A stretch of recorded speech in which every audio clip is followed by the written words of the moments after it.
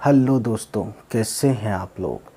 दोस्तों, उम्मीद करता हूं आप सब अच्छे रहे हों और आपने हमारी पिछली सभी वीडियोस देखी हों या कुछ वीडियोस तो ज़रूर देखी हों। तो फिर आज हम आए हैं एक नई नज़्म लेकर। ठीक है, नज़्म और गज़ल में फ़र्क होता है। नज़्म में टॉपिक एक ही होता है और गज़ल में हर एक शेर में दुनिया बदल जाती है। You know that very well, है ना। तो देखते हैं इसमें क्या है इस नज़्म में। और शायर का नाम है शहरयार। यू नो, कट गया दिन, ढली शाम, शब आ गई, फिर ज़मीं अपने महवर से हटने लगी। चांदनी करवटें फिर बदलने लगी, आहटों के सिसकते हुए शोर से।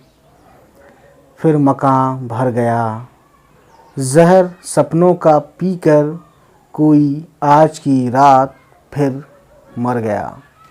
तो दोस्तों, ये थी नज़्म। बहुत छोटी नज़्म थी और काफ़ी अच्छी नज़्म है ना। तो इसी वादे के साथ कि फिर होगी हमारी आपकी मुलाकात। तब तक हमारी सारी वीडियोस को देखते रहें और खुश रहें, आबाद रहें। चलिए फिर मिलते हैं आपसे नेक्स्ट किसी वीडियो में। बाय बाय, टेक केयर, खुदा हाफिज़।